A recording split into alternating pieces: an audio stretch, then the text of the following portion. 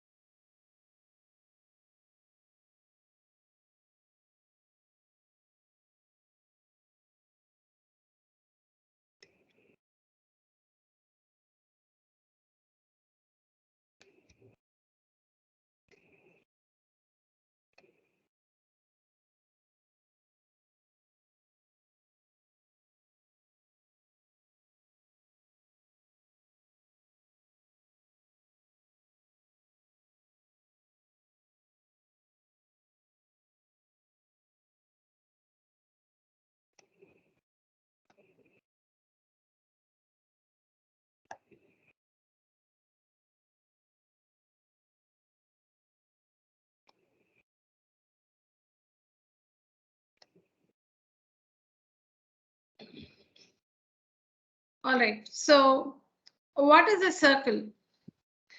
Circle is a collection of all points in a plane.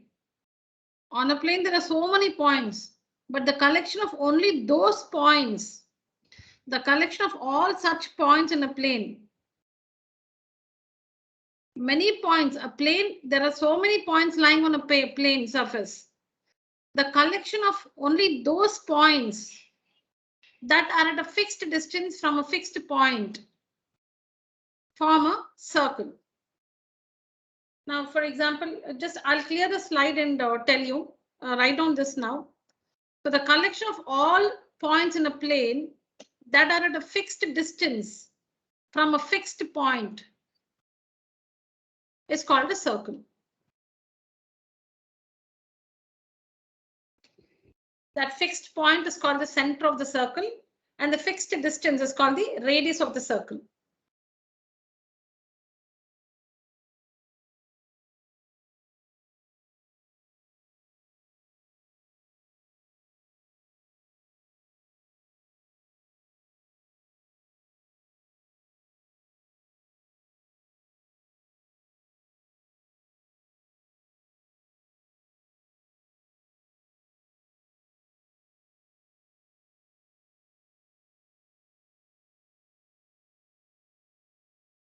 Done, children? Yes, ma'am. All right.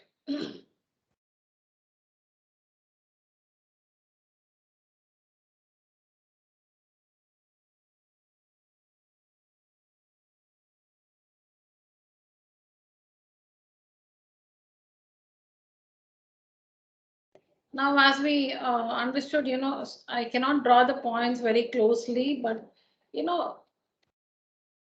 there are so many points. Now, these are far apart.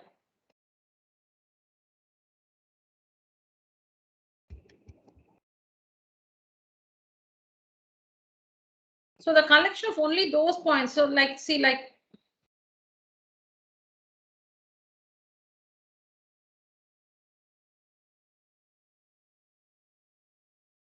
now the collection of these points, see, there are so many other points also on the plane. The collection of these points, I hope you can make out. They're not countable.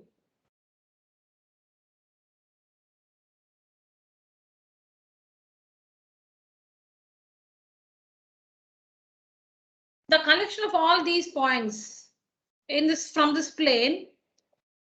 Now we say that this forms a circle because each point maintains the same distance from this fixed point. When you take any point here on the circle, on this from the collection of all these points, any point, if you choose any point, the distance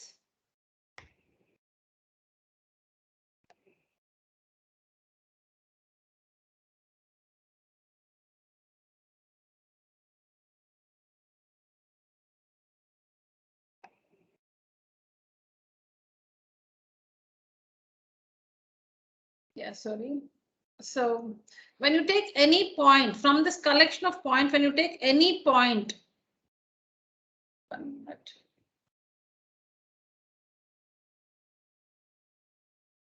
when you take any point, the distance of this point from this fixed point remains the same. Now, for example, so you choose this point, say this point. The distance between this point and this fixed point, say some x units. You choose any other point. You choose any other point from the collection of these points. You choose any other point. The distance between this point and the fixed point will be the same x units. So the distance of all these points, the distance of all these points from this point, this fixed point is the same. This collection forms a circle. This collection forms a circle. The collection of all such points in a plane which are at a fixed distance. All these points are at a fixed distance from a fixed point. From a fixed point. Now the fixed point is called the center of the circle. The fixed distance is called the radius of the circle.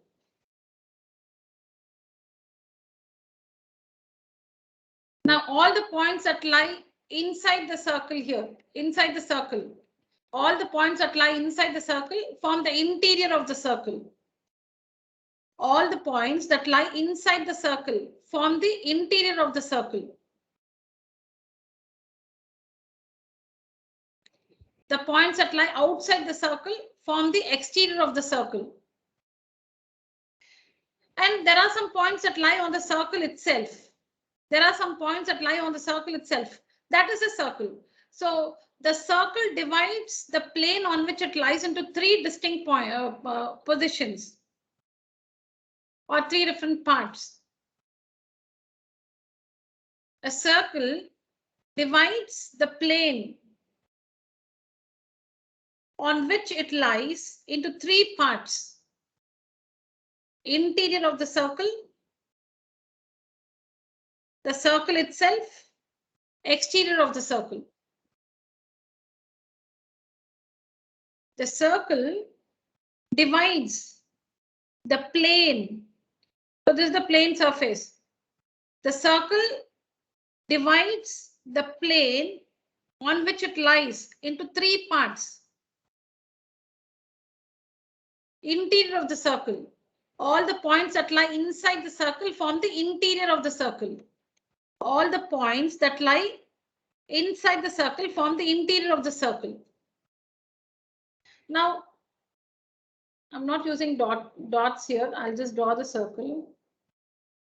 Now, all these points lie in the interior of the circle. Now, what is the relation between any point in the interior of the circle and the radius?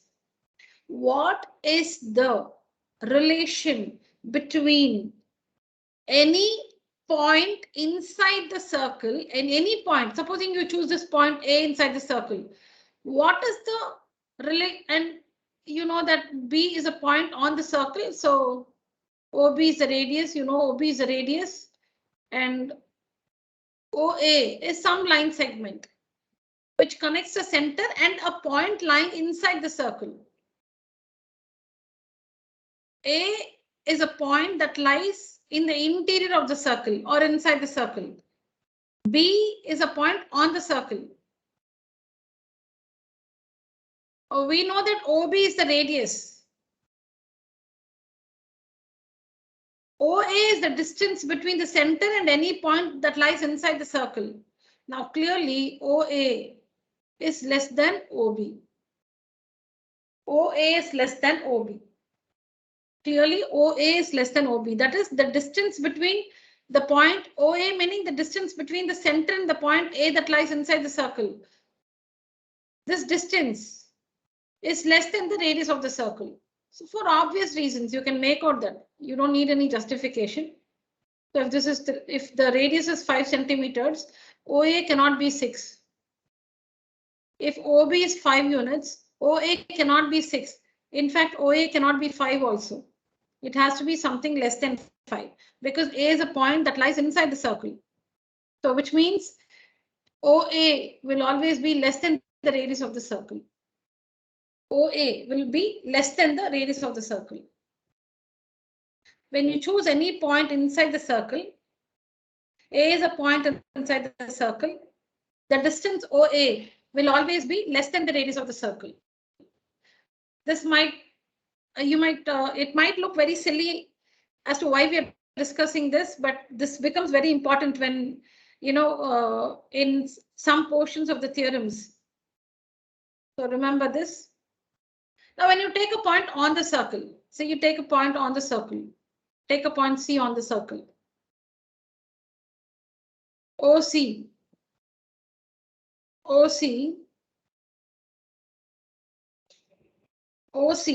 is equal to the radius. OC is equal to the radius. So if you take any point on the circle, the distance of that point from the center will be equal to the radius. You take any point on the circle. The distance of that point and the center will be equal to the radius. So OC is equal to R. If OC is equal to R, that means C lies on the circle. If this inequality is given, OA is less than R. Clearly A lies inside the circle because O is the center of the circle. OA. So some line segment OA is less than R, is less than the radius. That means the point A lies inside the circle. OB is equal to R. O is the center of the circle and the line segment OB is equal to the radius. That means B lies on the circle. The point B, O is the center of the circle. The point O is the center of the circle. Now OB is equal to the radius. That means the point B lies on the circle. So points inside the circle or interior of the circle, the points on the circle or the circle itself, and the points outside the circle, exterior of the circle, the points lying outside the circle. So the three regions are the plane. The circle divides the plane on which it lies into three different regions or three different parts. The points that lie inside the circle are called the interior of the circle. The points that lie on the circle is the circle itself.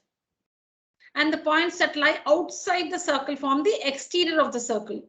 The points that lie outside the circle forms the exterior of the circle. Interior of the circle itself, that is, there are some points on the circle, right? So the circle itself and the exterior of the circle. So when you take a point D outside the circle,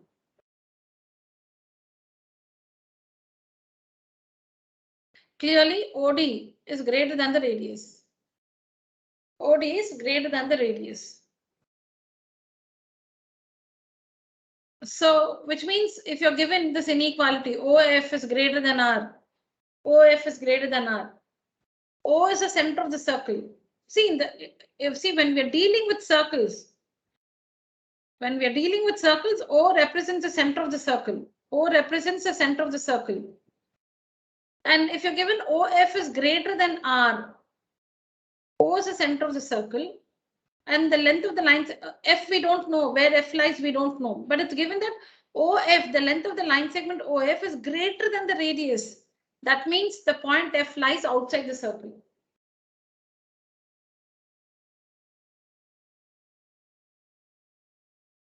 Ma'am? Yeah? Ma'am, I have a doubt, ma'am. Yeah?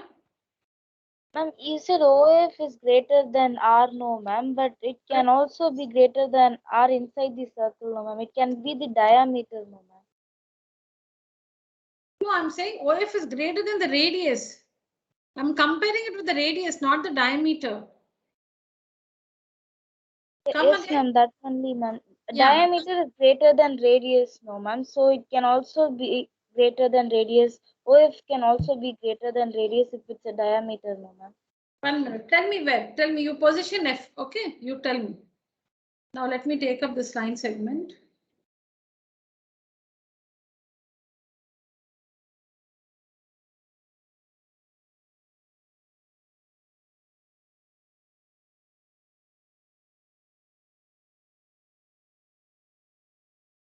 Yes, Nivedita, I'm drawing a circle. Sorry.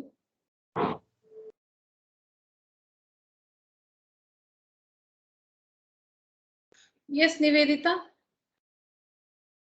Circle.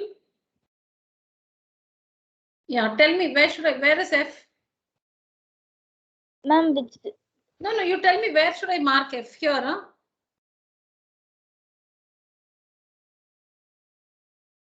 We'll talk with the positions. I've drawn a circle with center O and I've shown the diameter. You can see the diameter. Now tell me where should I mark F? Here? I'm not sure. Okay, fine. So we'll take different points. Yes, ma'am. A. Okay, we'll take it here. B.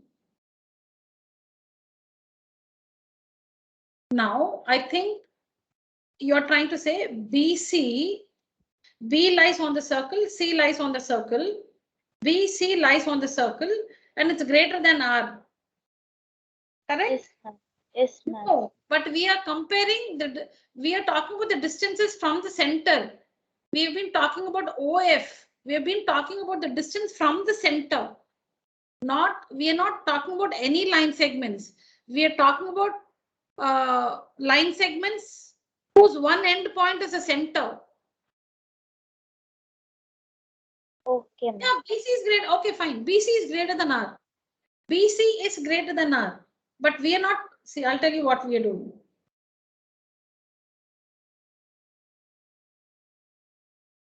We are talking about circle, center O. We are taking a point inside the circle, anywhere inside the circle, anywhere on the circle, anywhere outside the circle. Okay. Yes, ma'am. Yeah, this is OA. This is OB. Let me take C here, children. Ignore this one. Ignore this one. Sorry. Okay. They're all line segments, children. They're not bent like this.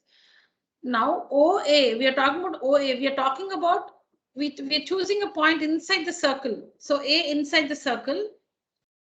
And then we are talking about the line segment OA. line segment OA, one endpoint is a center, the other endpoint is that point which you have chosen. Now this OA is less than R is what I'm trying to say. O, in all our inequalities, O will be a point, meaning in the line segment, one endpoint will be the center of the circle O. OA is less than R. So when you see OA is less than R, O is the center of the circle. And the line segment OA is less than R. That means A lies inside the circle. OB is equal to R. You see that O is the center of the circle. So that means B should lie on the circumferences of the circle because OB is equal to R. If OB is equal to R, O being the center of the circle, if OB is equal to R is equal to the radius, then B must lie on the circumference of the circle or the circle itself.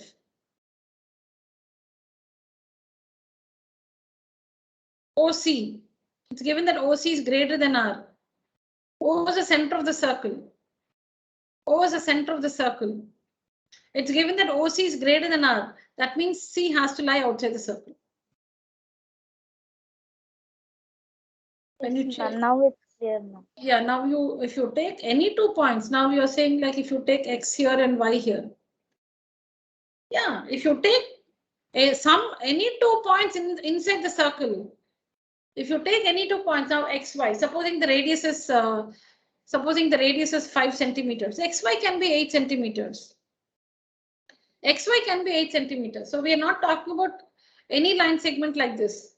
We are talking about line segments whose one endpoint is a center.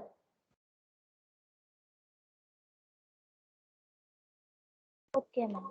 Yeah. So here, as you said, XY, if the radius is 5 units, XY can be 8 units, which is more than the radius. But in all our discussion, we have considered line segments whose one endpoint is the center. See it? OA. So O is the center. OA is less. So we know one is fixed. This is fixed. O is the center of the circle is known to us. So we are trying to find the position of A. With respect to, we're trying to find where we're trying to find where A lies. That is whether it is inside the circle, on the circle, or outside the circle. And we know that O is the center of the circle. OA. So where does A lie? Does A lie inside the circle, on the circle, outside the circle? So we look at the inequality. OA is less than R. OA is less than R. It's less than the radius. So that means A lies inside the circle. Again, OB. O is, we know where O is. This is fixed. O is the center of the circle. OB is equal to the radius. That means this point B lies on the circle. Again, this is fixed. O is the center of the circle. We know where it is. In the circle, we know where it is. But where does C lie? Is it in the circle, on the circle, or outside the circle? We don't know. So this inequality tells us OC is greater than R. It's greater than the radius. Then C has to lie outside the circle. C is a point outside the circle. Yes, ma'am. Yeah. Then the other terms, you know, children, circumference, diameter. I'll just tell you what the term circular region means. Circular region. Circular region. So now we understood that the circle divides the plane on which it lies into 3 parts. The collection of all the points that lie inside the circle form the interior of the circle. The collection of all the points that lie on the circle is the circle itself. And the collection of all the points that lie outside the circle. The collection of all the points that lie outside the circle form the exterior of the circle. Now, all the points lying inside the circle, in the interior of the circle, and all the points lying on the circle, they together form the circular region. They together form the circular region. So strictly speaking, this circumference is only the circle. So when we say circle, it's only the circumference. When we say circular region, then it is all this. Then it is the circle and the interior of the circle. What is circular region? All the points that lie inside the circle and on the circle itself. They together form the circular region. The collection of all the points that lie inside the circle and on the circle itself. There are so many points inside the circle and there are so many points on the circle. This collection, the collection of all the points that lie inside the circle and on the circle together forms the circular region.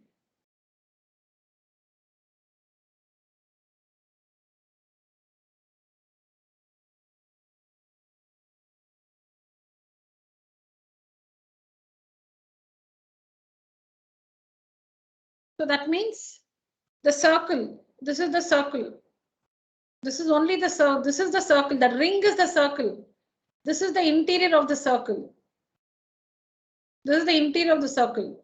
So the interior of the circle and the circle together they form the circular region. So this full thing is a circular region. The circle and all this form the circular region. When we say circle, it is only this ring. When we say circular region, it's the interior of the circle and the circle itself. Together, they're called the circular region.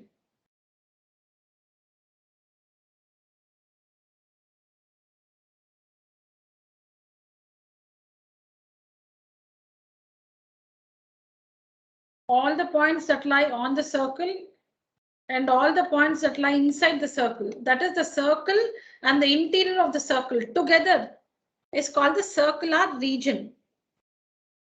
So this is the circular region.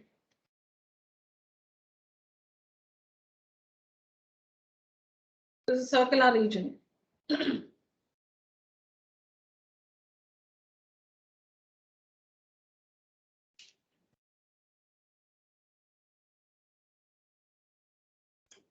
What is an arc, children?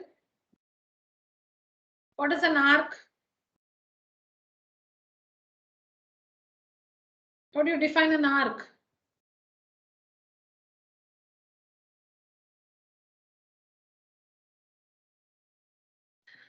An arc is a part of the circumference of the circle. So if you complete it, an arc is a part of the circumference of the circle. So see, you have a compass fitted with a pencil. Okay, so you mark some point as a center and with some radius, you start to draw a circle. But somebody disturbs you, so you stop. That's an arc.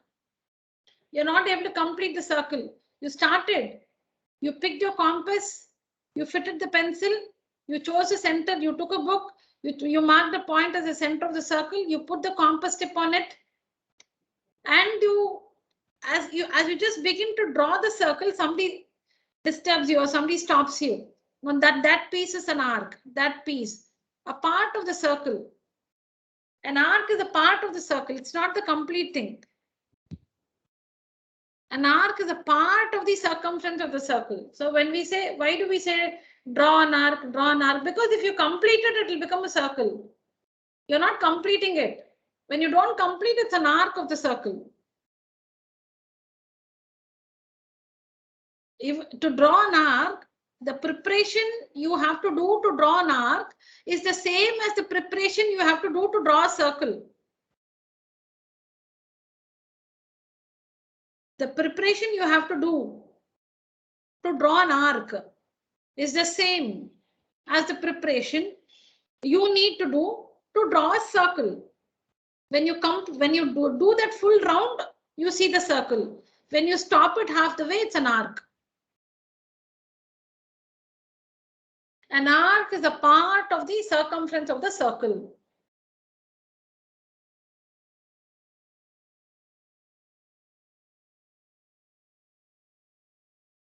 Children, am I audible and clear? Yes, ma'am.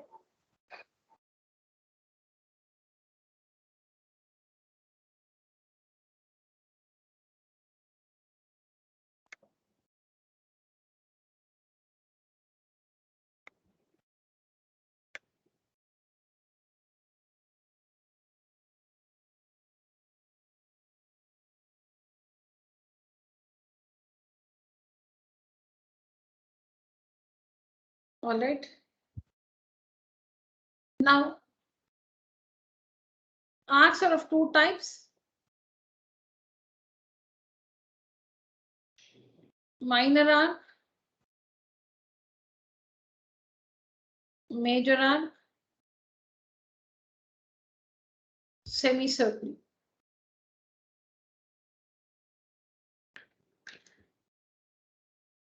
Now we'll use you know what a circle is. All the points, the collection of all the points in a plane that are at a fixed distance from a fixed point is a circle. What is a semicircle?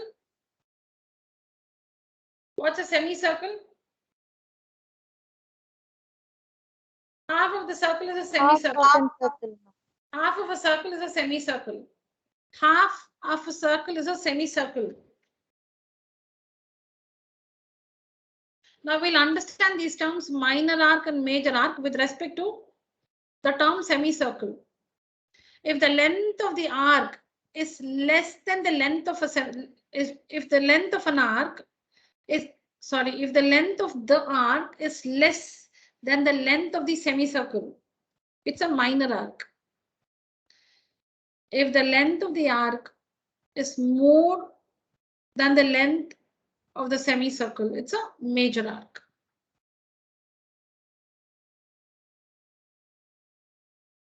You see here, circle. I mark a point A here. I mark a point B here. Now this is arc AB. This is arc AB. Arc symbolically written like this. Arc like this. Arc AB. Not such a big one. Okay, so like this. AB. Arc AB. Arc AB. Arc AB like this, or symbolically arc AB. You should not write arc AB like this. This becomes arc AB. Use the word arc, or if you don't use this, use a symbol. Don't use both at the same time.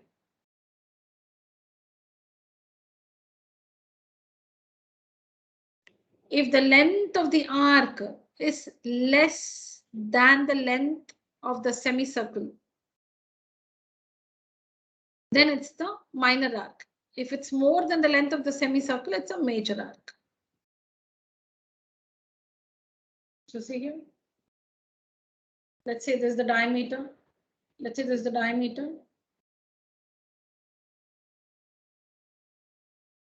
This is an arc. And how do you name it? You'll have to take like for a line segment, you mark the endpoints. Like for a line segment, you mark the endpoints A and B. For an arc also, you mark the endpoints. You mark off the endpoints A, B. All right. See here, this is A, this is B. We choose 2 points on the arc, A and B. So arc AB, it's less than the length of the semicircle. So it's a minor arc. Now, if arc AB is a minor arc, let me make it more specific.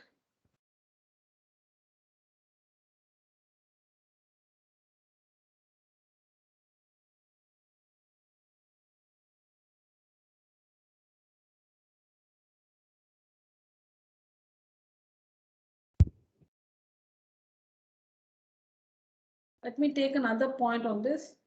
So arc ACB, maximum 3 letters, okay? You can even say arc ACB.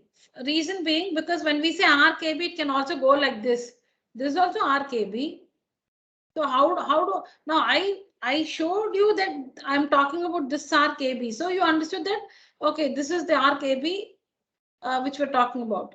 But if I don't say anything, if I just draw a circle, and I mark A, B like this, and I say RKB, and I say RKB, you'll be like, which part of the circle? Oh my God.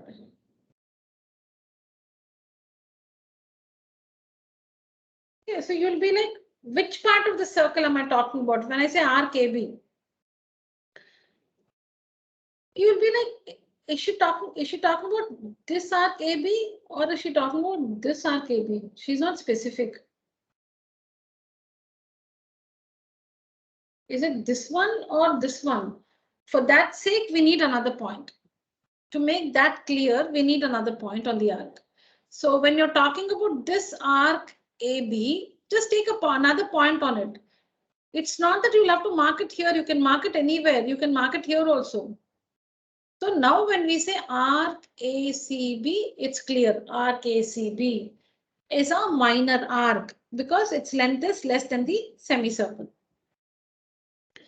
Now, when I take a point D here and I say arc ADB, arc ADB, arc ADB, this one, arc ADB, this one. Clearly, its length is more than the length of the semicircle. So it's a major arc. Now, these two arcs put together, arc ACB and arc ADB put together form the circle. It's like you can cut the circle into two. If one is the minor arc, the other will be a major arc, or both of them will be semicircles. When you put the two semicircles together, you form semicircles of the same circle, not semicircle of one circle and semicircle of another circle. Those two cannot make one circle. The two halves of the same circle. So when you put the two semicircles together, it makes a circle. So the arcs can be semicircles. Semicircle is also an arc. The arcs can be semicircles. So when you put the two semicircles together, you get the circle. Or if one arc is a major arc, the other will be a minor arc. When you put these minor and major arcs together, you can get the circle. So arc ACB and arc ADB together.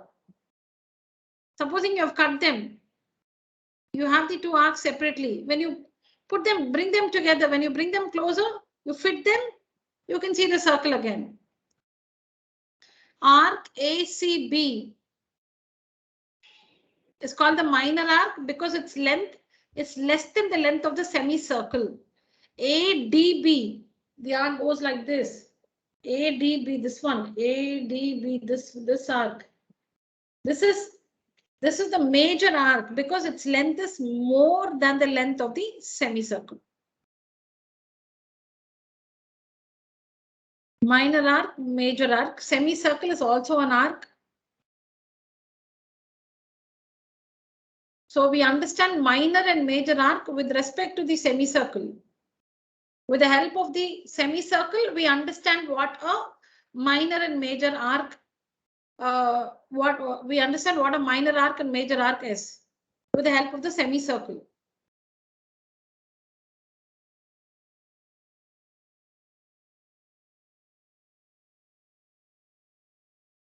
So it is to be very particular, to be very specific, about the arc, you need to use 3 letters. 2 at the ends of the arc. 2 points must be marked at the ends of the arc. 2 points must be marked at the ends of the arc. And then 1 on the arc. And 1 on the arc. So arc ACB. So you know which arc we are talking about, ACB. Arc ADB. So you know we are talking about this big one, this big one.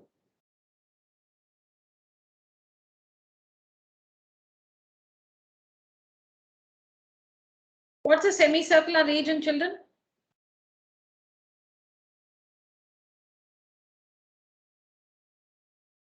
So we understood the circular region. Circular region is all the points lying on the circle and all the points that lie inside the circle together form the circular region. Circular region is this full thing. Half of this is the semicircular region. All this. All the points lying on the circle and inside the circle. That is the interior of the circle and the circle itself. Together form the circular region. Half of this is the semicircular region. Half of this is a semicircular region.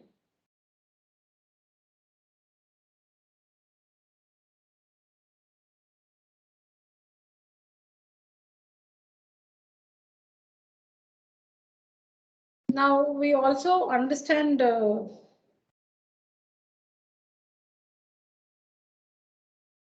two lines with respect to a circle. Circle.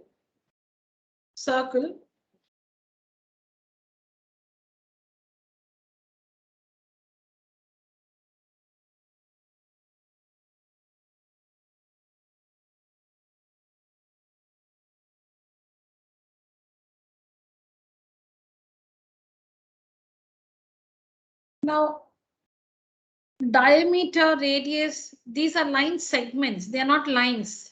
A radius is a line segment. It has a fixed length. Diameter is also a line segment. It has a fixed length. A diameter is a line segment with its endpoints on the circle. It passes through the center of the circle and it has its endpoints on the circle. Diameter is a line segment passing through the center of the circle and having its endpoints on the circle. Diameter is a line segment. Line segment, that's what is important, is a line segment that passes through the center. Okay, a line segment that passes through the center of the circle and having its endpoints on the circle is called the diameter of the circle. So diameter is a line segment, radius is a line segment. Now we are talking about two lines which are called the tangent and secant. A tangent is a line that touches the circle or that meets the circle at exactly one point. Now you may see that it's touching the circle at so many places, It's not like that. It's not like this. I cannot show you so precisely because when you draw it, you always feel that it touches at more than one point.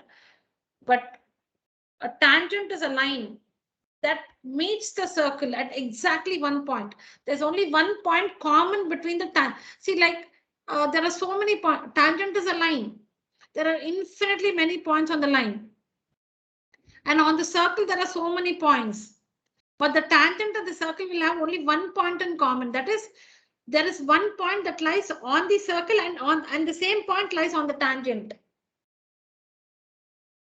A line that touches the circle at exactly one point is called the tangent to the circle. So tangent doesn't, get into the circle. It just touches the circle at exactly one point. That is, there's only one point which is common between the circle and the tangent.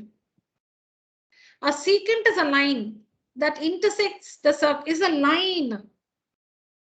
A secant is a line. What's the difference between a secant and a chord? So you know what the term chord means. The difference between a secant and a chord is that a secant is a line, a chord is a line segment. A chord is a line segment having its endpoints on the circle. AB is a chord in this figure. Okay, let me call it PQ. PQ is a chord. Why is PQ a chord? Why is it not a secant? Because PQ is a line segment. We can see that the points P and Q lie on the circle. PQ is a line segment. We can see that the point P and the point Q lie on the circle.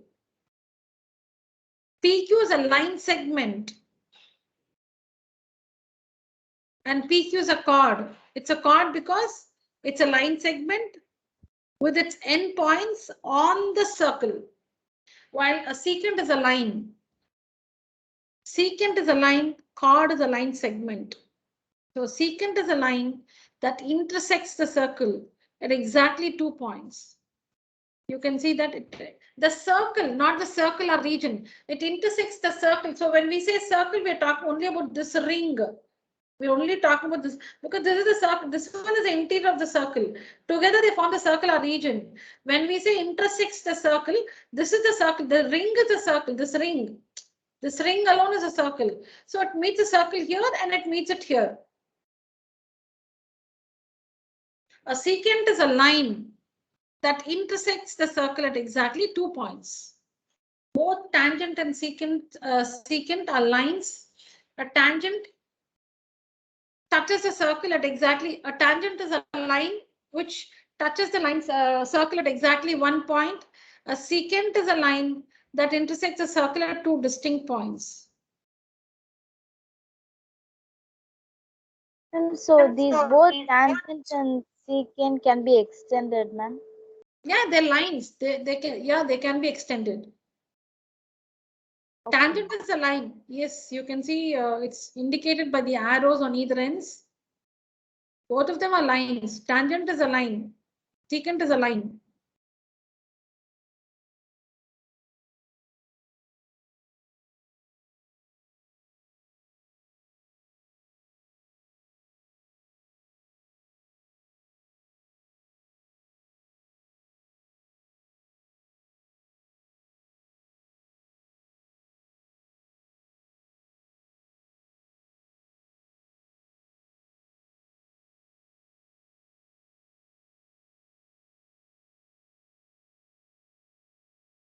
So we defined a circle. Then you already know the definitions and the meanings of the terms radius, center, diameter. So there are some terms which you're already familiar with. So I think the circle divides the plane on which it lies into three different parts. That I think is of 9th standard. So the circle divides the plane on which it lies into three parts: interior of the circle itself, and exterior of the circle. And we also discussed about the line segments like OA, OB, OC, less than R, equal to R, greater than R. So these relations tell us the position of the points, whether they lie inside the circle, on the circle, or outside the circle. Tangent, secant, arc, it's a part of the circumference of the circle.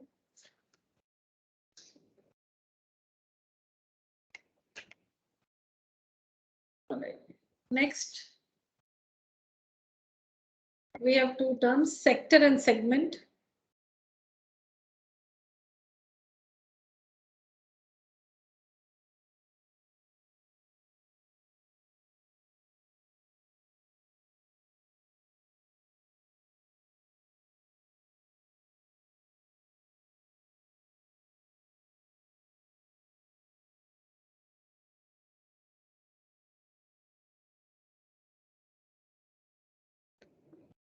Sector and segment. Again, sector we have minor sector, major sector. Segment we have minor and major.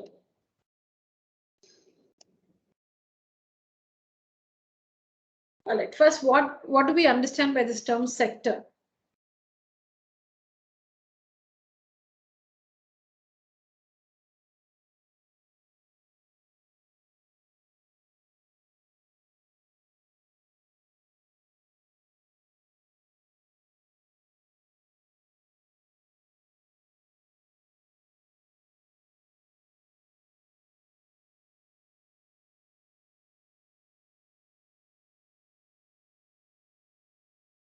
What kind of arc is PQ? Minor arc. Okay, minor arc. And Shrey has understood me right. So I was talking about this arc PQ or PTQ. To be more specific, PTQ, arc PTQ or PQ. Arc PQ we are talking about here is a minor arc.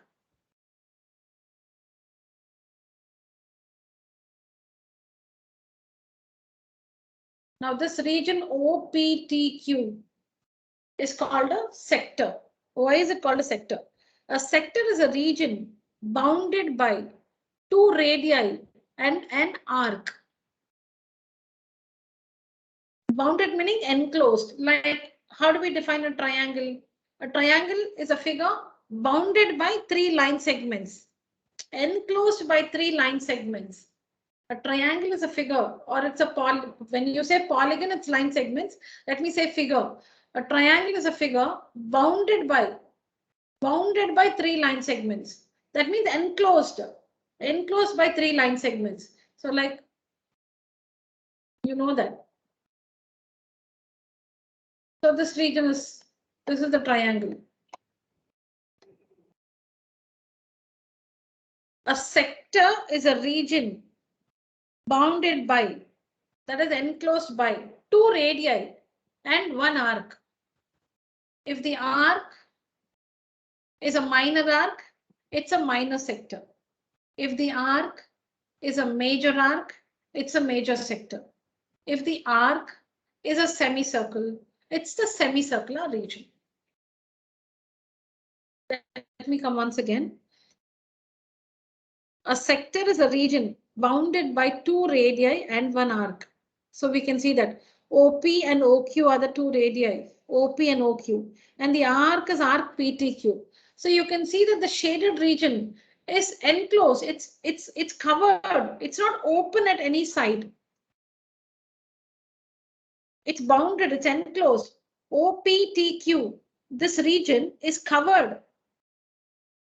It's like there are compounds all over. You cannot, you have to jump into it. You cannot walk. You'll have to jump. It's bounded, it's covered. From all sides, it's covered. OPTQ is a region bounded by 2 radii, OP and OQ, and the arc PTQ. So this region OPTQ is called a sector because it is bounded by 2 radii and 1 arc. So it's a sector. Is it a minor sector or a major sector? It is a minor sector because the arc attached to the sector is a minor arc. The arc PTQ is a minor arc and hence the sector is a minor sector. Let's talk about this sector. Let me call this point S. Let's talk about this sector.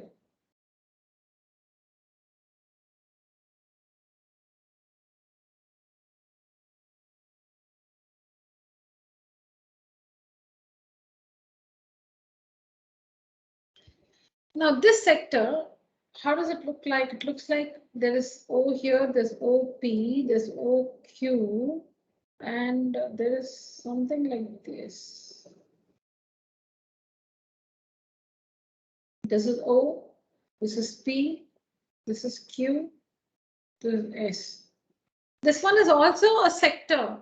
This one is also a sector because you can see the radius, OP radius, OQ radius, and there is a major arc PSQ.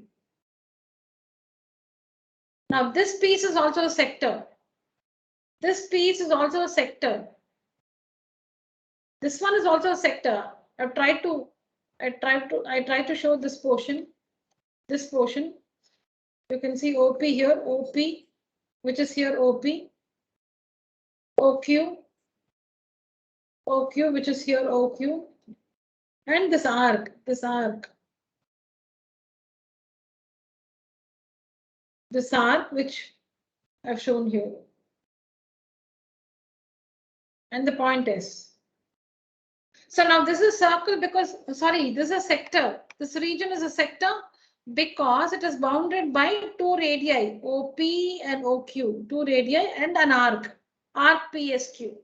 Arc PSQ is a major arc and hence sector OPSQ is a major sector. When you fix the, supposing they are cut, the minor and major sector, they are cut. If you put them together, if you fix them together, they form the circle. The minor sector and the major sector put together form the circle. In very strict language, it's circular region. They form the circular region.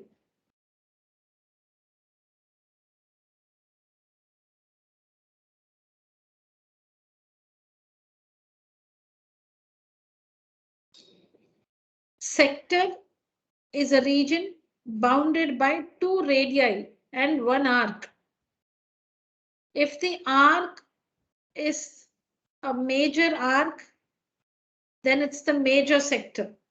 If the arc is a minor arc, then it's a minor sector. If the arc is a semicircle, then it's the semicircular region. We'll see that. We'll come to semicircular region after we discuss segment, children. Is this part okay? Yes, ma'am. Only Nivedita acknowledges. What are the others doing? Don't understand? Understood, ma'am. Understood. Understood. Tarun, you joined late, huh? Tarun? Ma'am, I went out and I come inside, ma'am, due to network issue. Okay, fine.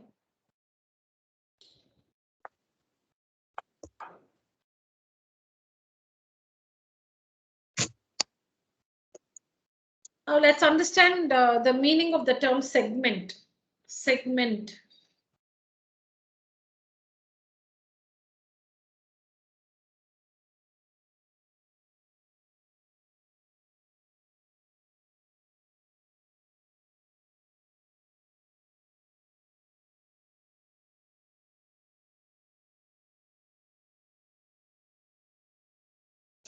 Segment is a region bounded by a chord and an arc. One chord, one arc. There, two radii and one arc. Here, one chord, one arc. So see here, this piece.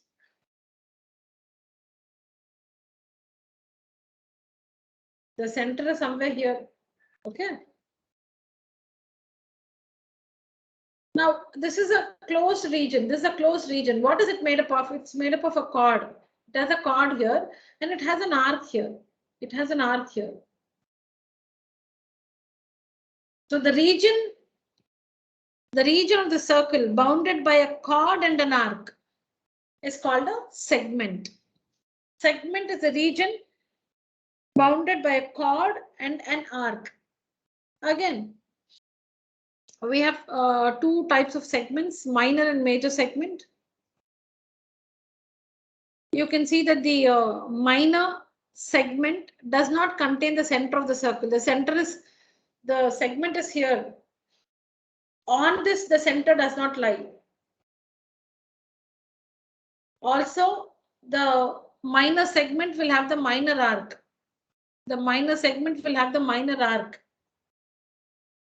Another thing is that the center of the circle will not, the minor segment will not contain the center of the circle. The minor segment will not contain the center of the circle. Look at the major segment. Look at the major segment. So how do you name this? You can take up a point here.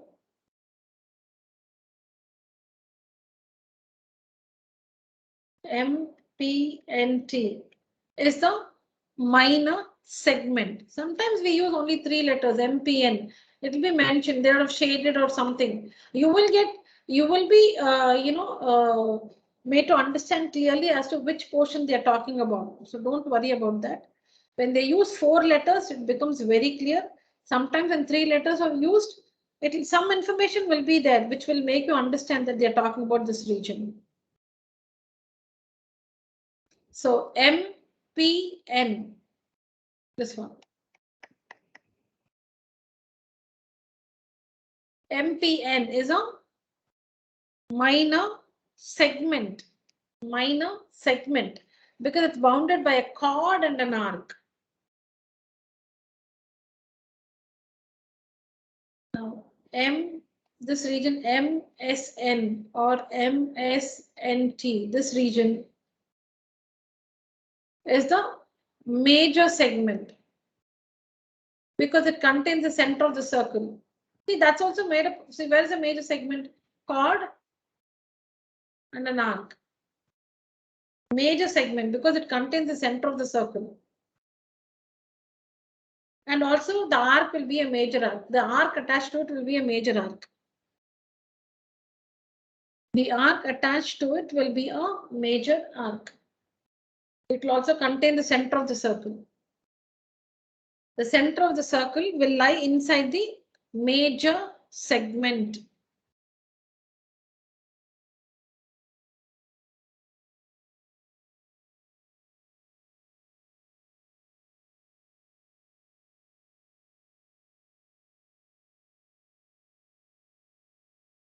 Circle chord. AB is a chord.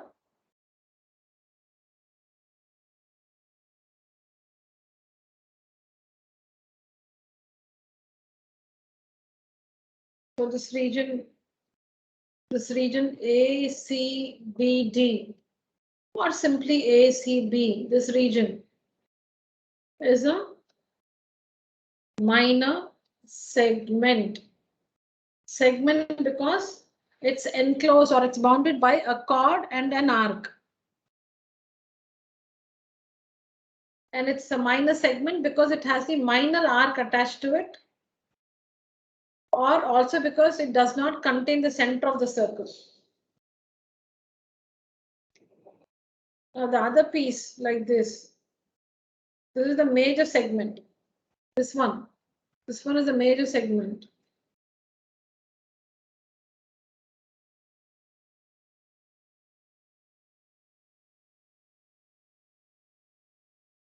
This one is the major segment because it contains the center of the circle and also the arc attached to it is a major arc.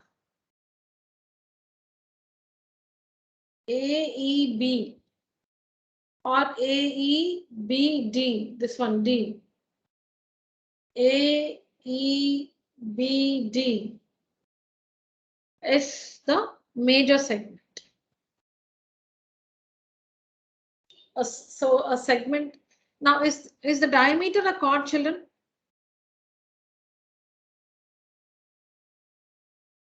Yes, ma'am. Yes, ma'am. Yeah. It's the biggest chord in a circle. Yeah, it's a longest chord. It's the longest chord in a circle. The diameter is also a chord. What is a chord? It should be a chord is a line segment whose endpoints lie on the circle. So the diameter is a chord because it is a line segment and its endpoints lie on the circle. So it's a chord. Diameter satisfies the definition of a chord.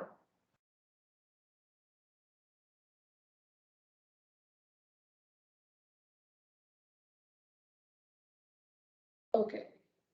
So what you need to understand is the diameter is also a chord. It's the longest chord in a circle. Okay, so for sector, remember this one which looks like a piece of cake or one part of a pizza. So if you get this figure in your mind, so when it's sector, get this figure in your mind. So immediately you can say that a sector is a region bounded by two radii. You should get this picture in your mind. Sector, you must get this picture in your mind. It's bounded by two radii and an arc. And when we use the term segment, you must get this picture in your mind. Get this picture in your mind. So it's a region bounded by a chord and an arc. Here also arc, here also arc. Here it is chord and arc. Here it is two radii and an arc. Segment, sector. Minor sector has the minor arc. Major sector, major arc. Same thing, minor segment and major segment. One more thing for major segment and minor segment is that if it does not contain the center, it's minor. If it contains the center, it's a major segment.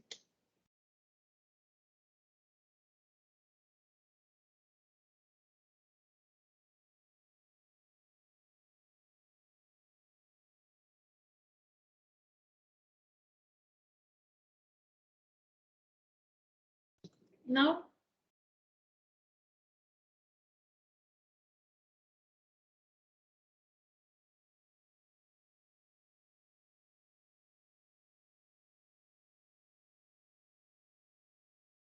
is OA radius?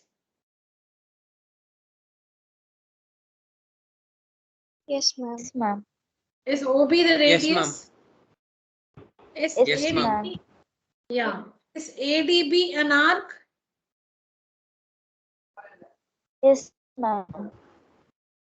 We have OA radius, OB radius, and arc ADB.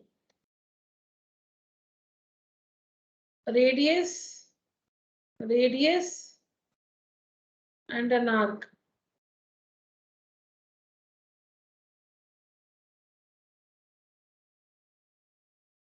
So then this is a sector. AB is the diameter. AB is the diameter. AB is the diameter. AB is the diameter. OA radius, OB radius. ADB, ADB arc. So going by the definition of a sector, the shaded region is a sector.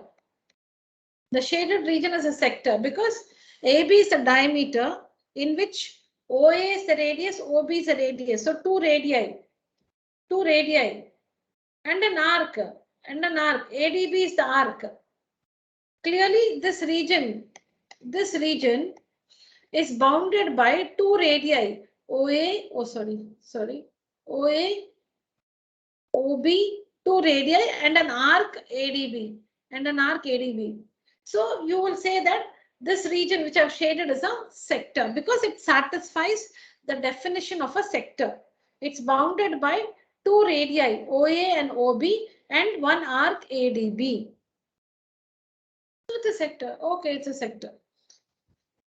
What's a segment? It's a region bounded by a chord and an arc. So going by that, AB is a chord, AB is a diameter, AB is the chord.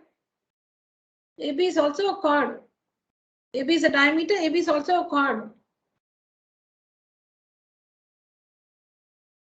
So AB is a chord, treat AB as a chord, AB is a chord, and ADB is the arc.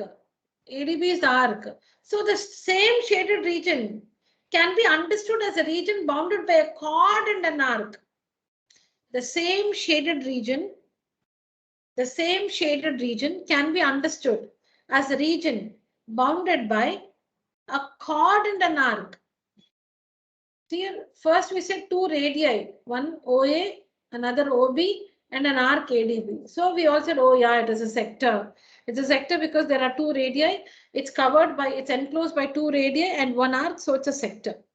Now somebody else says, no, I can see a chord here. See, AB is the chord and ADB is the arc. So it satisfies the definition of a segment. The shaded region is a region enclosed by a chord and an arc. A chord and an arc. So it's a segment. Both are correct because the shaded region, children, I'm talking about this region. The shaded region is a sector. Correct, because radius arc. It's also a segment because chord AB and arc ADB. It satisfies the definition of a segment bounded by a chord and an arc. So this is when we say that the region is a semicircular region, when it is both a sector and a segment. Not always will a shaded region be called a sector as well as a segment. When the shaded region satisfies the definition of both a sector and a segment, it is the semicircular region. When we are talking about a circle, not any shaded region.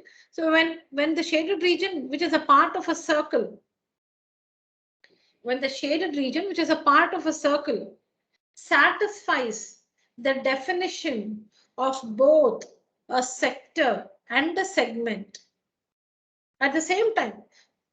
Okay, the same shaded region satisfies the definition of a sector and a segment.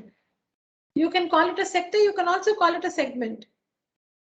So in that case, the shaded region is a semicircular region, because if you say it is a sector, what kind of a sector is it? Is it a major sector or a minor sector? If you call it a segment, is it a minor segment or a major segment? Because, okay, so if you want to call it a minor sector, if you want to call this region a minor sector, then this arc should be a minor arc. No, this arc is a semicircle. It's not a minor arc. Its length is equal to the length of the semicircle. So it's not a minor arc. Then how can you call it a minor sector? You cannot call it a minor sector. Okay, let me say it's a minor segment. No, it contains the center of the circle. The shaded region contains the center of the circle. And also this arc is not a minor arc to call it a minor segment. So you cannot call it a minor sector or a minor segment or a major sector or a major segment. So in this, in this case where the shaded region satisfies the definition of both a sector and a segment, the shaded region is called a semicircular region. That is, it's exactly half of the circular region. Semicircular region. So a semicircular region is both is both the sector and the segment. It cannot be called a minor major. It is a sector, it is a segment because it satisfies the definition. But more specifically, you cannot call it a minor or major sector or segment. It's a semicircular region.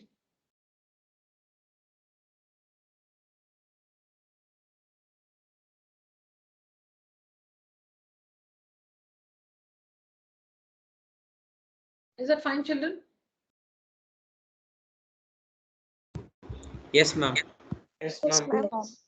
Yeah, I think by the next class I have prepared the notes, whatever we discussed in today's session. I'll make a PPT and I'll show you the slides in the next class.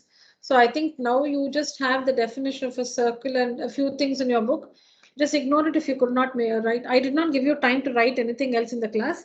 I'll prepare the notes and show it to you on Wednesday. Or if it's ready before that, I'll share it on WhatsApp with you.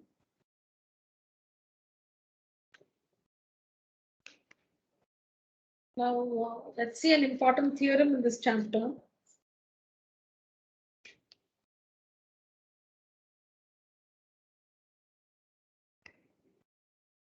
So these are some basic terms that will be used in this chapter, and I'm quite sure that you've got the details clearly. Just a second, children.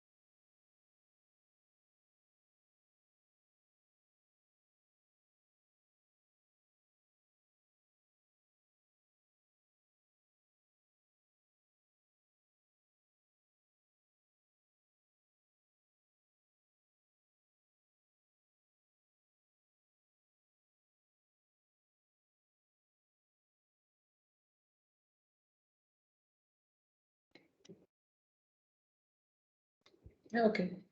So the angle subtended. Subtended is basically made. The angle made by an arc at the center is double the angle made by the same arc, subtended by it. It is the same arc at any point on the remaining part of the circle.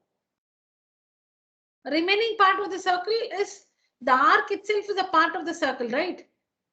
So the arc should not make an angle on itself on the remaining part of the circle. Remaining part of the circle meaning arc itself is a part of the circle. Leave the arc. The rest is the remaining part of the circle. The angle subtended by an arc at the center. The angle subtended by an arc at the center is double the angle subtended by it by the same arc at any point on the remaining part of the circle. So a circle.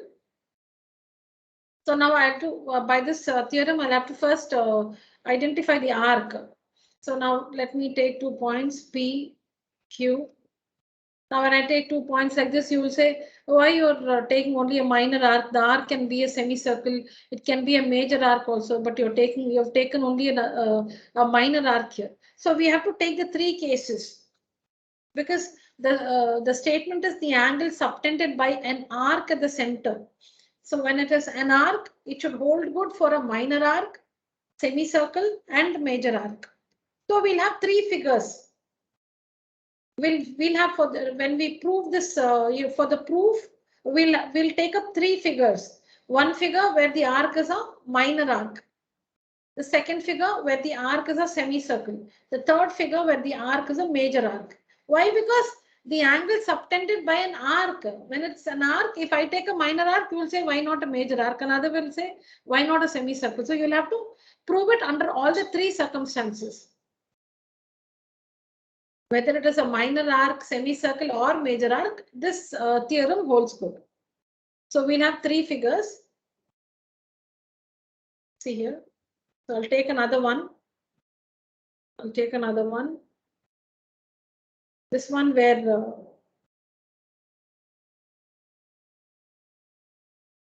PQ are the ends of the diameter.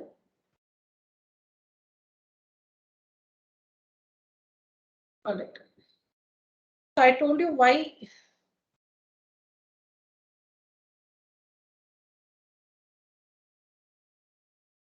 Okay. So I told you the need for 3 figures. So 3 figures to show minor arc, semicircle, major arc. All right. The angle subtended by an arc at the center. The arc is making an angle at the center. How do you make out the angle? Am I audible and clear, children? Yes, ma'am. Yes, ma'am. Class? Yes, ma'am. Class, use the emoji. Raise your hand.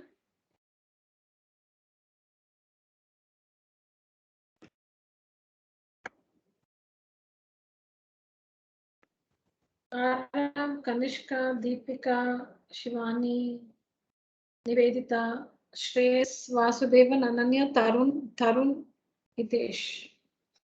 All right.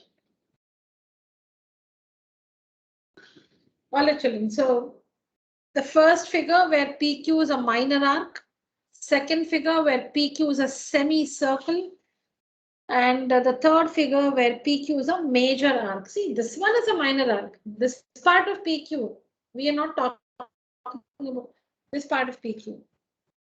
We are not talking about this part of PQ, okay? This is the minor arc. We are talking about this part of PQ. Major arc.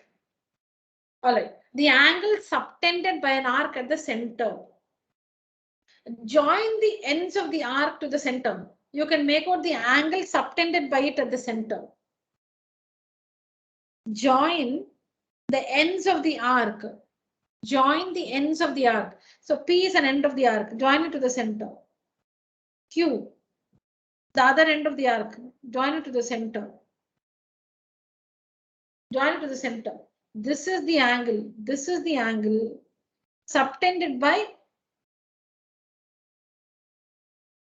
This is the angle. This is the angle subtended by. Sorry, this is the angle. Sorry, this is the angle subtended by this arc at the center. Children, they are line segments. Please excuse my line, which is not straight. So I said join the ends. P and Q are the ends of the arc. Join them to the center. Join P to the center, Q to the center. Now you can see an angle formed at the center. This arc makes this angle at the center. See, go in the direction of the arc. See, this arc makes this angle at the center. Go in the direction of the arc. This arc. See, like you keep reducing it, you keep reducing it, you keep reducing it. This is the angle made at the center. This is the angle made at the center. See, like I'm saying, if this is the arc, the angle also will be like this. This is the angle made by this arc at the center. Now here also, the arc is PQ, which is a semicircle. The arc is PQ, which is a semicircle. Just a minute, children.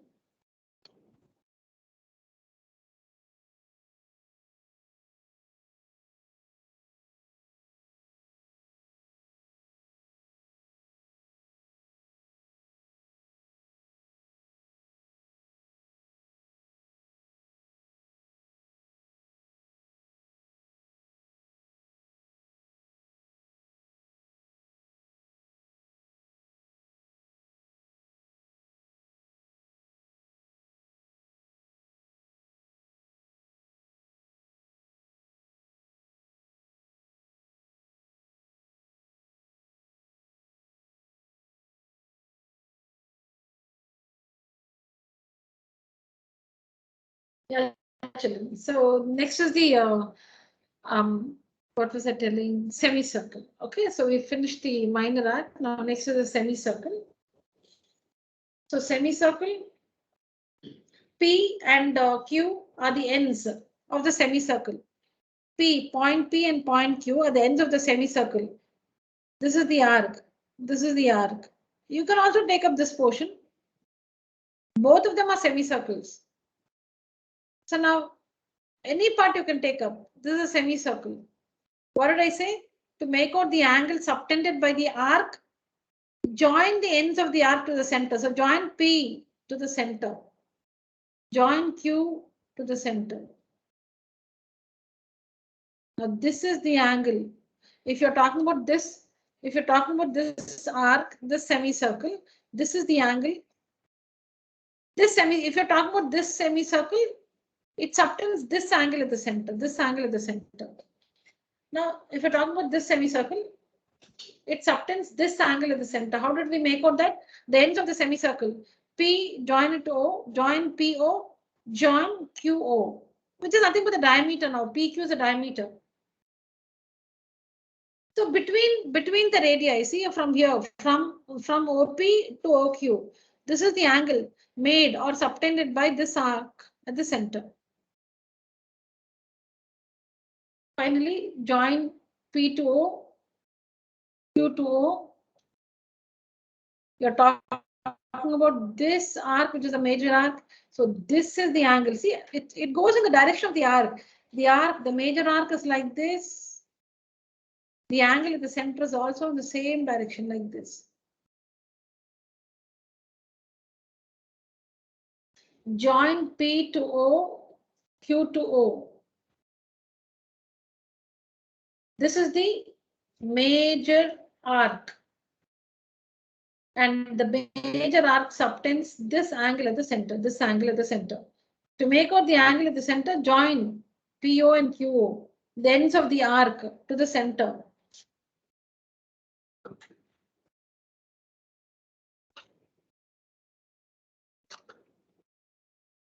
And this arc subtends this angle at the center. See, this arc subtends this angle at the center. If you're talking about this arc, it subtends this angle at the center. Okay, so I've told you how to identify the angles subtended by the arcs, the minor arc, the semicircle, and the major arc at the center. Now this angle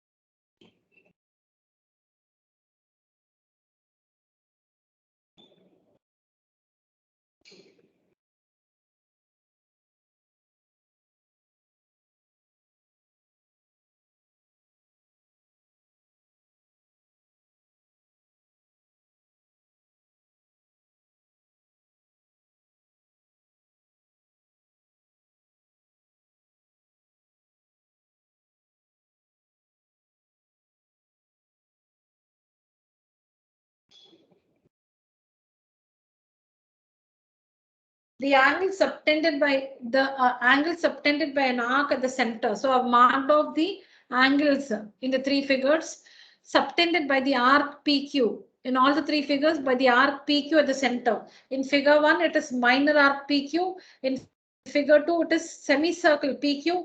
In the third figure, it is the major arc PQ. And you can see the angles marked. The angles subtended by these arcs at the center.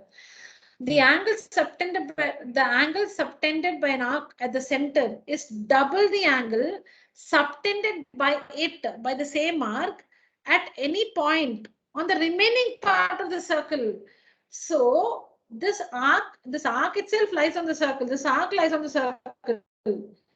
On the remaining part of the circle, meaning this part of the circle. This is the remaining part of the circle. So if you took this one as a semicircle, this is the remaining part of the circle. Now this is the major arc, this is the major arc, this is the remaining part of the circle. So take any point on the remaining part of the circle. Take a point on the remaining part of the circle. Take a point on the remaining part of the circle. Remaining part of the circle meaning the arc is PQ. Arc PQ also lies on the circle. Leave that. The remaining part of the circle. This one is the remaining part of the circle. This is the remaining part of the circle. If you take this as the semicircle. And this is the remaining part of the circle. If you take this as a major, not if you take, this is the major arc. Then this is the remaining part of the circle.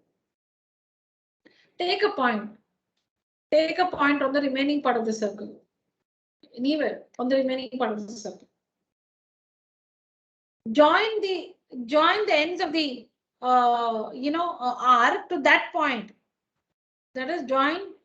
Sorry. Okay, this is A. Okay. Join PA QA. This is the angle made by the same arc at a point on the remaining part of the circle. Join PA QA. Join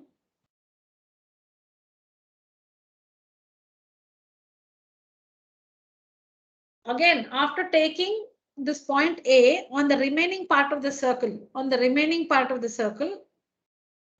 Join PA like you joined the ends of the arc to the center. Now join the ends of the arc to the point A. PA, QA, everywhere. You can see an angle formed there. So the theorem talks about these two angles. The angle subtended by an arc at the center is double the angle subtended by the same arc at any point on the remaining part of the circle, which means the theorem says that this angle is twice this angle. This angle is twice this angle. Let me say 2y.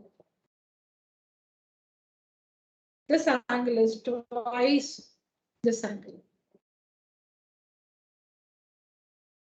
You should identify the angle made by an arc at the center and an angle made by the same arc on the circumference. Circumference meaning on the remaining part of the circle. So now we have two angles with us, both made by the same arc. What is in the first figure? In the first figure, angle POQ is the angle made by PQ at the center. In the second figure, I'm sorry, in the same first figure, angle PAQ is the angle made by the same arc PQ on the circumference on the remaining part of the circle at A.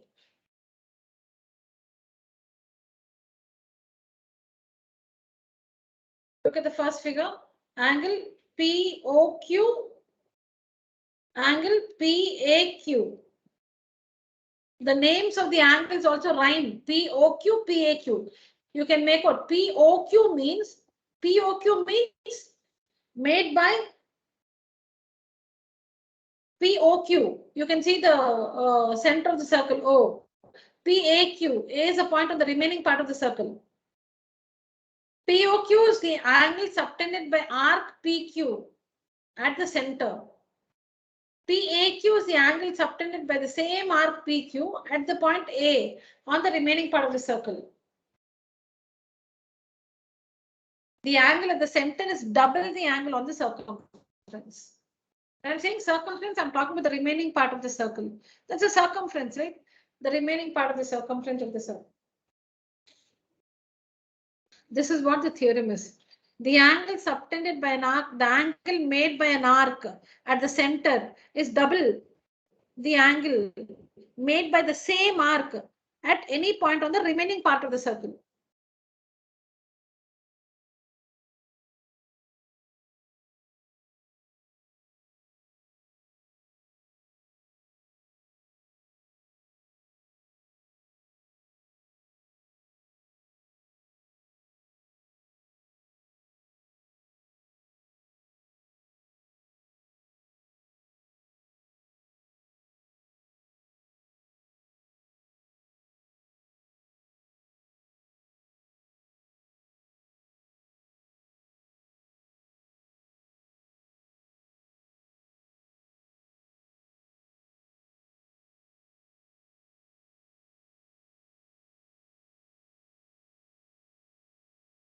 See, that's what I don't like to draw like this because you will not know why we are joining the line. So let me repeat that.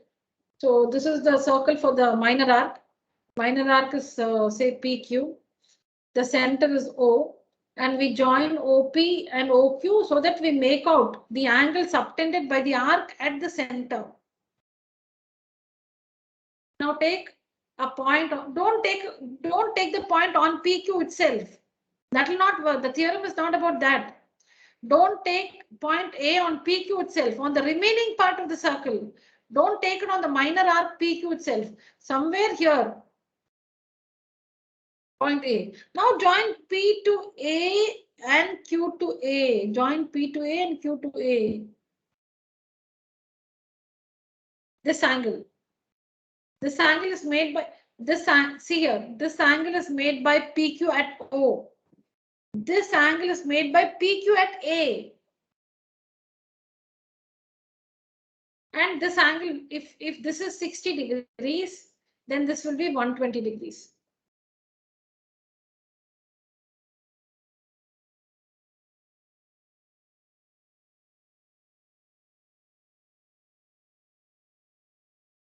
So here also, this is center PQ, join P to O, Q to O. Then take a point A on the remaining part of the circle. Join P to A, Q to A. Same thing in the case of a major arc. PQ, center O. This is the major arc. This is the major arc. Don't take A on this. Don't take A on the major arc itself. On the remaining part of the circle. So say here A. Join P to A, Q to A.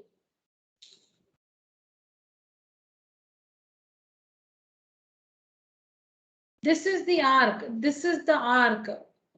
It makes this angle at the center. This is the arc. It makes this angle on the remaining part of the circle. .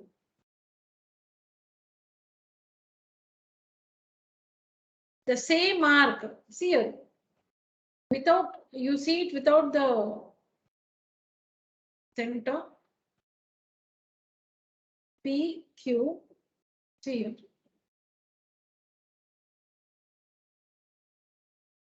This arc, can you see it? Can you see this arc? This arc subtends this angle. See here, it makes this angle only, here, this angle. You see it without PO and QO, you can make out. I'll show you again. Circle. PQ is a major arc. This is the remaining part of the circle. The A is a point on the remaining part of the circle.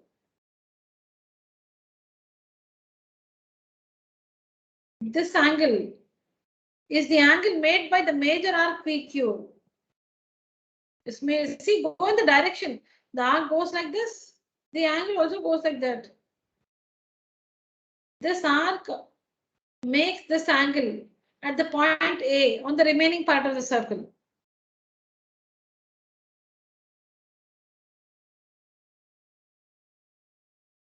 Now the relation is between, we're talking about the relation between the angle made by the arc at the center and circumference.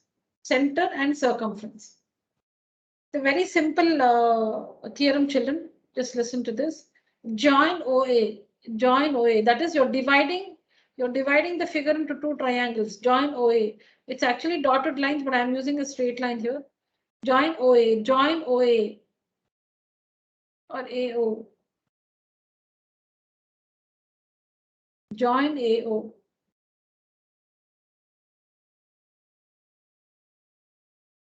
Now look very carefully.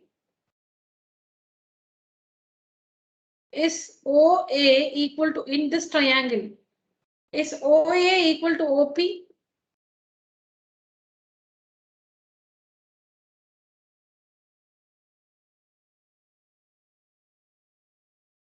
In the triangle, is OA equal to OP? What is from the center to A called OA called? What is the line segment OA called?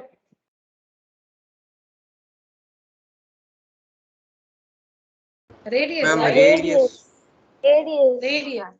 OA is a radius. What about OP? Radius. Ma'am, radius. Okay, so Radius. it's an isosceles triangle. So that's an isosceles triangle.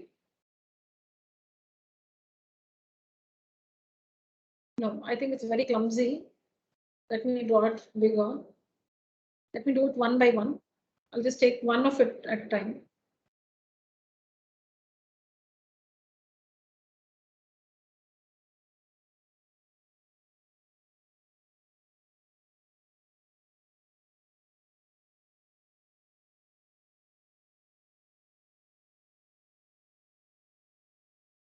Okay.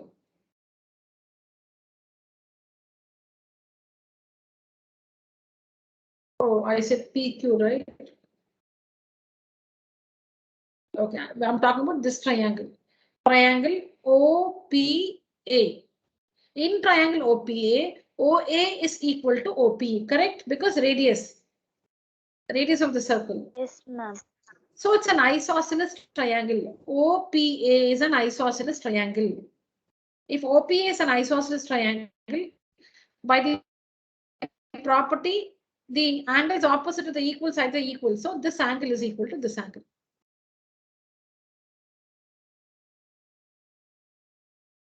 So if I call this angle X, this angle is also X.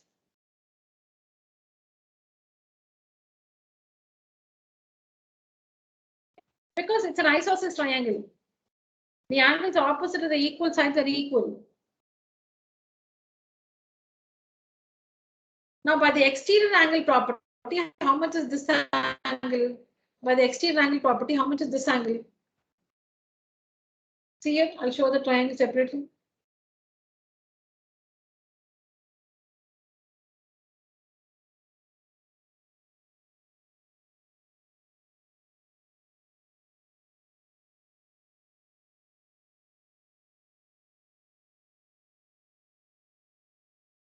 Opposite is this angle. Opposite to this side is this angle. So these two angles are equal.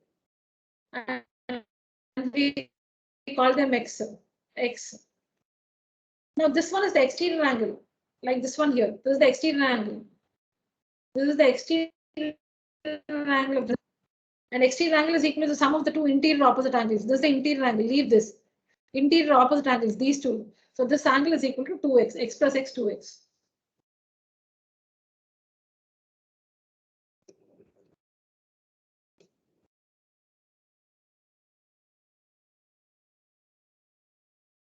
Yes or no, children? Yes, ma'am. Yes, ma'am. Similarly, in the other triangle OAQ, this one, in this triangle, OA is equal to OQ. OA is equal to OQ. These two sides are equal.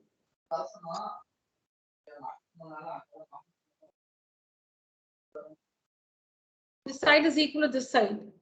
So this angle is equal to this angle. Somebody's mic is enabled. Please disable your mic. In this triangle OAQ, OA is equal to OQ. OA radius, OQ radius, two sides are equal. It's an isosceles triangle. So the angle opposite this side is this angle. The angle opposite this side is this angle. These two angles are equal. So let's call it like Y. If this is Y, this is also Y.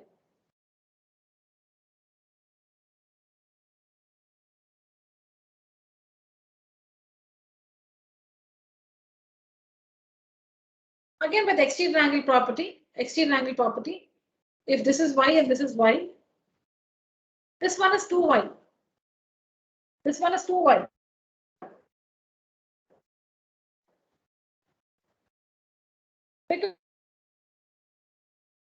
Leave this, sum of these two angles. So by the exterior angle property, this one is 2x and this one is 2y.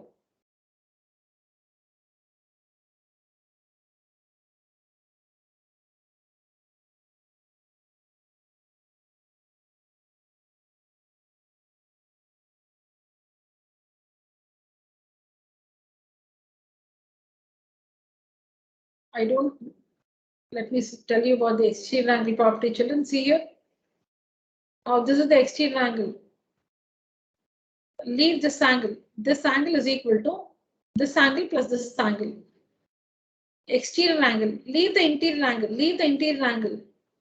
It's equal to the sum of the two interior opposite angles, these two.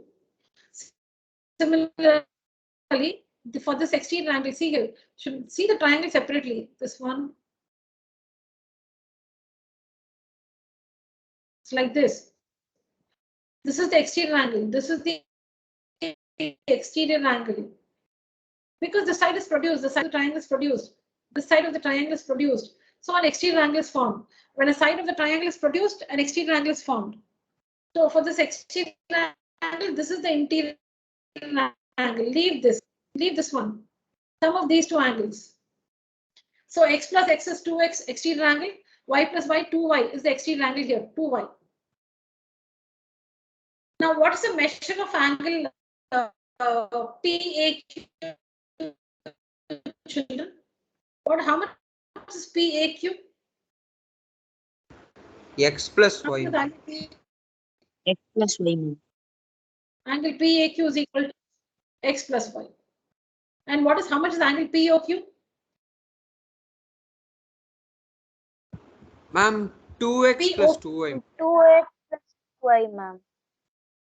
2x plus 2y. That is 2 of 2x plus 2y, which is nothing but 2 of x plus y, right? Twice x plus y. Yes, ma'am. So you can see that from the result there, angle POQ is equal to twice of angle PAQ. Angle POQ, what is? Okay, see, I can finish it here. 2 of x plus y, which is nothing but 2 of angle PAQ.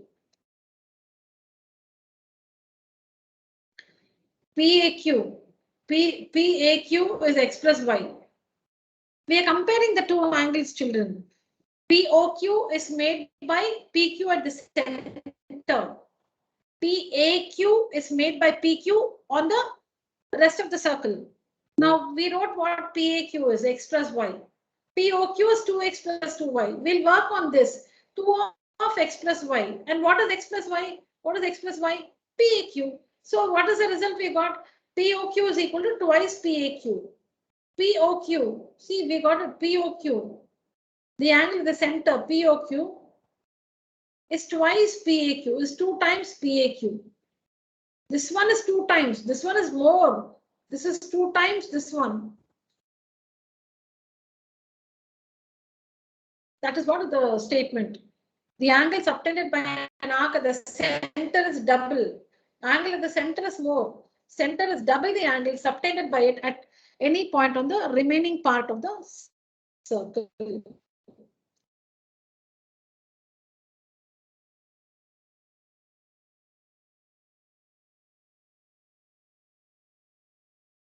Now in the second case where it's a semicircle, in the second case,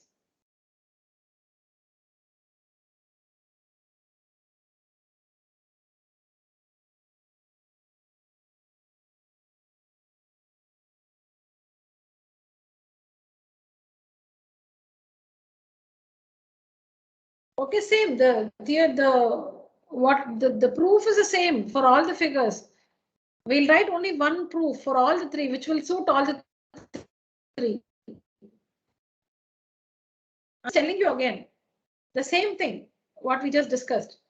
So in this triangle, this side OP is equal to the side OA. So this angle is equal to this angle. So if this is X, this is X. Because this in this triangle, this side is equal to this side because radius. So XX, these two angles are equal. And for triangle OPA, this is the exterior angle. This is the exterior angle. Interior, sum of the two interior opposite angles. So this is 2x. Similarly, these two sides are equal, radius. So these two angles are equal, y. So this is 2y. This is 2y. Now angle PAQ. Angle PAQ is equal to x plus y. Angle POQ. See, PAQ, POQ. Both made by the same arc PQ. From the name you can make out PQ. PQ is the arc. PQ is the arc. PQ makes an angle at A on the circle and PQ makes an angle at O at the center. POQ is the angle made by PQ at the center. PAQ is the angle made by PQ on the circle. What is POQ? POQ is equal to POQ. See from here to here, POQ, this one. 2x plus 2y, 2x plus 2y. So that is 2 of x plus y. X plus y is nothing but PAQ. So the angle at the center, angle POQ is twice PAQ. But in this case, it so happens that POQ is the diameter. So we know that POQ is 180 degrees. We know that POQ is 180. It's a diameter. So it's 180. It's a straight line. 180 degrees. So here we know that PAQ, in the case where the arc is a semicircle, we know that PAQ is equal to 180 by 2, 90 degrees. 180 by 2, 90 degrees. PAQ is 90 degrees.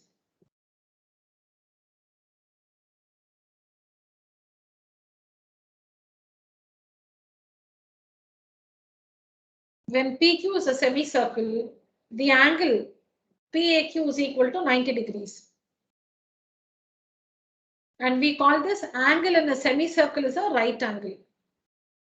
We call this angle in a semicircle is a right angle. Why? Because circle, diameter.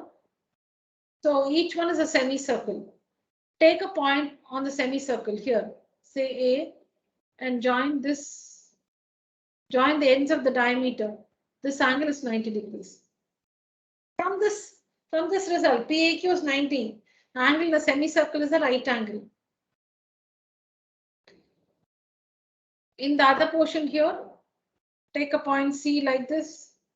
Join the ends of the diameter. Join the ends of the diameter to that point. This angle is 90 degrees. No, see, from this result, you can see a circle, you can see the diameter PQ, you can see a point A. And this angle here is 90 degrees, x plus y. PAQ is 90. So applying that.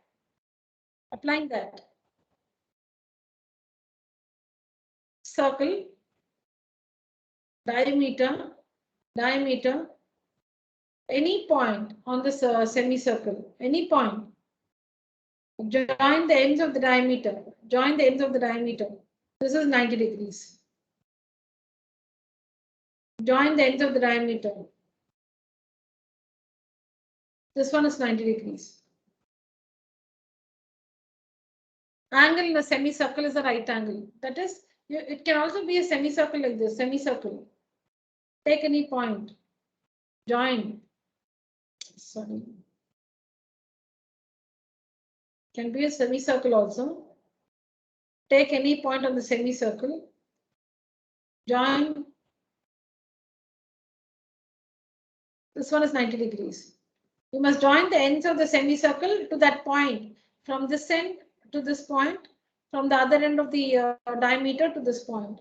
That angle will be 90 degrees.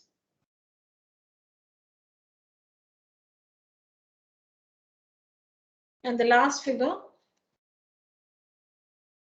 We'll wind up with that.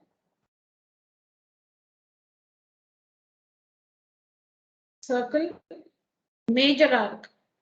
PQ, major arc.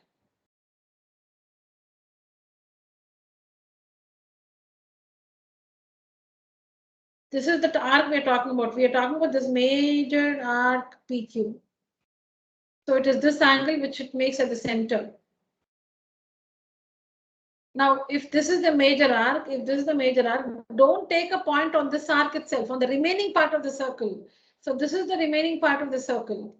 Take a point on the remaining part of the circle. Join P to A, Q to A. This angle. Join AO. Same thing.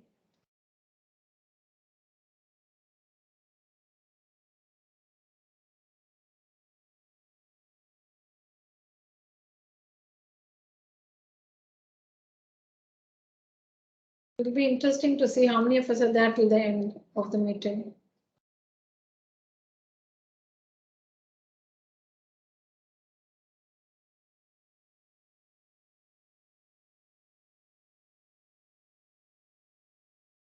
Join AO. So again, this one is an isosceles triangle. Same proof.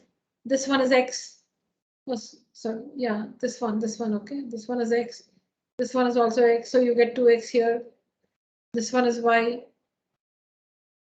This one is Y. Be careful, okay, because these two are the equal sides. So these two are the equal angles. You know the isosceles triangle property. When two sides are equal, the angles opposite to them are equal. Mark them. So you'll get 2X here, 2Y here. So children, as I told you, the proof is the same. So the result is this angle. The result is this angle is twice this angle. That's very important.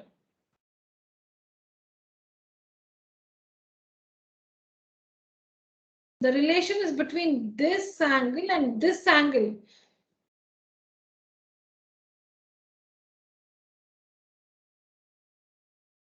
This angle is made by the major arc at the center.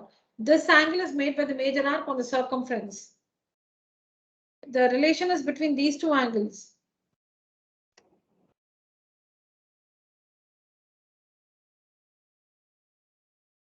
So if this is say like 140 degrees, then this will be 280 degrees.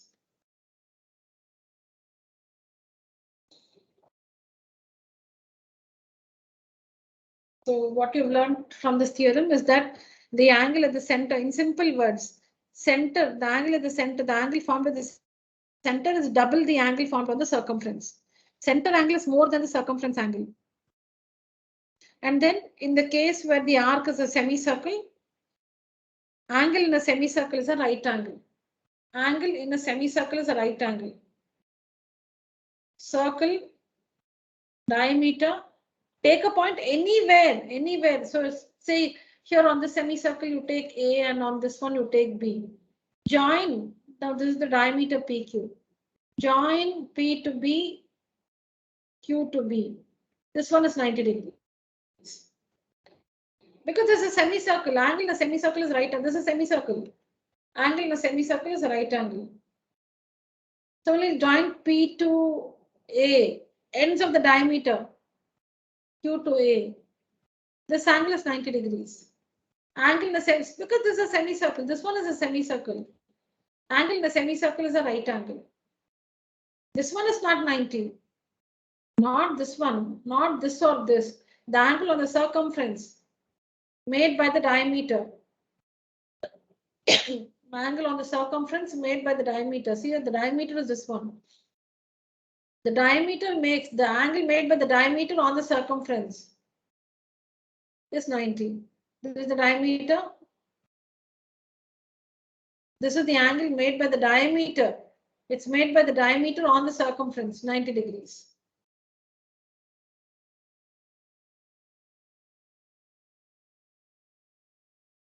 Okay, let me read out the names of the students who stayed back to the end of the class. So we have Arav. Lower your hands, children.